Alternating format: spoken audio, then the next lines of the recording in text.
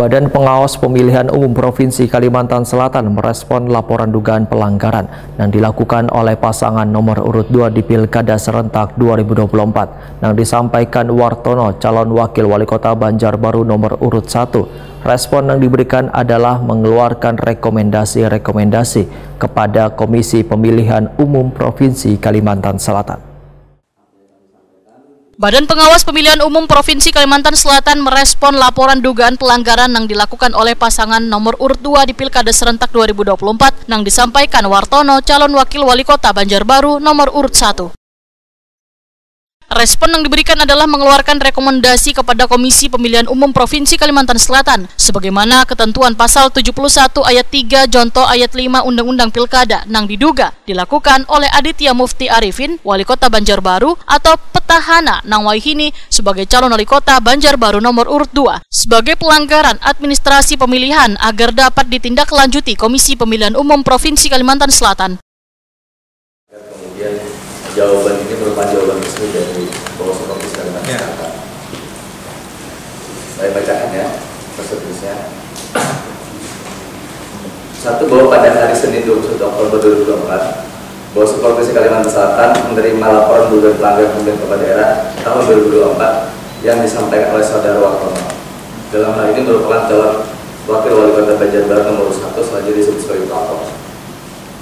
Bahwa pokok laporan yang disampaikan pelapor adalah terkait adanya dugaan pelanggaran pemilihan kepala daerah tahun 2018 sebagaimana ketentuan pasal 7 ayat 3 jonto ayat 5 Undang-Undang Pemilihan Kepala Daerah yang diduga dilawan oleh Saudara Aditya Mufti Arifin, wali kota Banjarbaru atau petahana yang saat ini sebagai calon wali kota Banjarbaru nomor 2. Bahwa terhadap laporan tersebut Bawaslu Provinsi Inkasih Bawaslu Provinsi Kalimantan Selatan memiliki tugas dan wewenang untuk menindaklanjuti terhadap laporan yang berkaitan dengan dugaan pelanggaran pemilihan kepala daerah dan menyampaikan temuan dan laporan atas hasil pelanggaran tersebut kepada KPU Provinsi untuk ditindaklanjuti.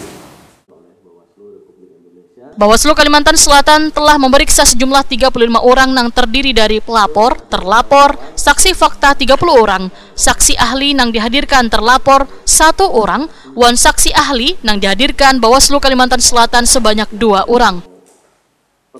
Melalui forum rapat pleno pimpinan berkesimpulan bahwa dari peristiwa yang dilaporkan oleh pelapor beberapa diantaranya telah terpenuhi minimal 2 alat bukti wan terpenuhi unsur menggunakan kewenangan, program wan kegiatan yang menguntungkan atau merugikan salah satu pasangan calon. Ada total pihak yang sudah diperiksa oleh Bawaslu Provinsi Kalimantan Selatan sejumlah 35 orang yang terdiri dari pelapor, terlapor, saksi fakta 30 orang, saksi ahli yang dihadirkan terlapor 1 orang, dan saksi ahli yang dihadirkan Bawaslu Provinsi Kalimantan Selatan 2 orang. Bahwa dari hasil klarifikasi terhadap pelapor, terlapor, saksi fakta, dan juga saksi ahli, serta pengumpulan bukti-bukti tersebut, Bawaslu Provinsi Kalimantan Selatan kemudian melakukan proses penyusunan kajian ke dalam formulir A11 untuk menganalisa persesuaian keterangan para saksi dengan bukti-bukti dengan unsur pasal yang disangkakan, yakni pasal 71 ayat 3 Undang-Undang Pemilihan Kepala Daerah. Bahwa berdasarkan hasil kajian yang telah dilakukan secara objektif, cermat, dan prinsip kehati-hatian tersebut, Bawaslu Provinsi Kalimantan Selatan melalui forum rapat pleno pimpinan berkesimpulan bahwa dari peristiwa yang dilaporkan oleh pelapor beberapa di antara telah terpenuhi minimal 2 alat bukti dan terpenuhi unsur menggunakan kewenangan, program, dan kegiatan yang menguntungkan atau merugikan salah satu pasangan calon di Pilkada Kota Banjarbaru sebagai diatur pasal 71 ayat 3 Undang-Undang Pemilihan Kepala Daerah. Bahwa selanjutnya dalam pasal 71 ayat 5 Undang-Undang Pilkada menyatakan dalam hal gubernur atau wakil gubernur, bupati atau bupati, dan wali kota atau wakil wali kota selaku petahana melanggar ketentuan sebagai dimaksud pada ayat 2 dan ayat 3 petahana tersebut dikenai sanksi pembatalan sebagai calon oleh KPU Provinsi atau KPU Kabupaten Kota. Ketua Bawaslu Kalimantan Selatan Aris Mardiono didampingi anggota Bawaslu Kalimantan Selatan Muhammad Radini waya jumpa media hasil penanganan pelanggaran yang disampaikan di Aula Bawaslu Kalimantan Selatan Jalan RM Marta Dinata Banjarmasin Tengah jelang tengah hari Kamis 31 Oktober 2024 memedahkan Bawaslu Kalimantan Selatan sudah melakukan serangkaian proses kajian selama 3 hari terhadap laporan tersebut dengan meminta keterangan atau klarifikasi terhadap pelapor, terlapor, saksi fakta, wan saksi ahli, serta pengumpulan bukti-bukti. 2 alat bukti dan unsur-unsur pasal 71 ayat 3 pelanggaran administrasi.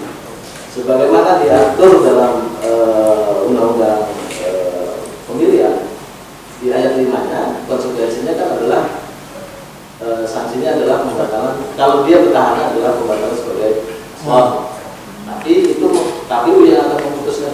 setelah melakukan penelahan. Gini Pak.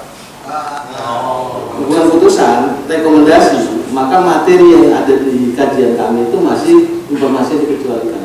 Nanti KPU yang akan menindaklanjuti ini supaya tidak menjadi persoalan yang di luar dari konteks kajian kami, maka kajian itu masih dalam informasi yang dikecualikan. Pak, yang gini kami dapat itu kayak jargon-jargon dalam bagian dari kajian awal bahwa kita mengkonstruksikan bahwa minimal ada saat itu ada setidaknya 30 orang yang harus dimintai keterangan dengan mempertimbangkan bahwa sebagai baru SDM salah satunya, kemudian peralatan dan juga pada saat itu bahwa menangani perkara juga.